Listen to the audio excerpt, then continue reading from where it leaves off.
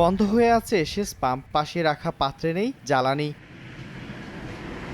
নাটোরে বিদ্যুৎ চালিত প্রায় ৬,০০০ পাম্প দিয়ে সেচ দেয়া হচ্ছে, তবে সমস্যার সৃষ্টি হয়েছে ৩৯,২০০ ডিজেল চালিত পাম্প নিয়ে।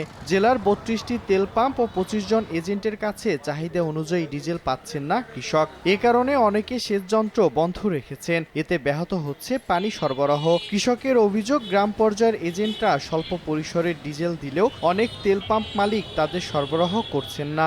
ডিজেল না পেলে ধরতেন আমরা তো হাল বাত করে চাষ করতে পারবো না। জমি চাষ করা হচ্ছে না, ডিজেলের অনেক সমস্যা। তেলের পাম্পে গেলে ঠিকমতো তেল পাওয়া যাচ্ছে না, অনেক সময় দিচ্ছে, অনেক সময় দিচ্ছে না। তেল সরবরাহকারী সরকারি প্রতিষ্ঠানগুলো চাহিদার অর্ধেকেরও কম ডিজেল সরবরাহ করছে বলে দাবি পাম্প মালিক ও এজেন্টদের।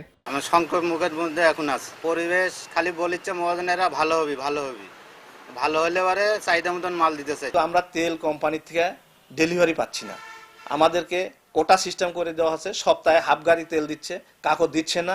তবে চাহিদা অনুযায়ী ডিজেল সরবরাহ করতে সংশ্লিষ্ট দপ্তরগুলোতে যোগাযোগ চলছে বলে জানায় কৃষি বিভাগ। তো আমরা সংশ্লিষ্ট কর্তৃপক্ষের কাছে অনুরোধ জানিয়েছি যে আমাদের অন্যান্য ভেহিকেলে তেলের সমস্যা হলেও যেন আমাদের কৃষকের ডিজেল চালিত যে সেচ যন্ত্র সেগুলোতে যেন কোনো প্রকার তেলের সংকট না হয়। বিএডিসির তথ্য মতে নাটোরে বড় মৌসুমে সেচের জন্য প্রায় ৩.৫ লাখ লিটার ডিজেল প্রয়োজন।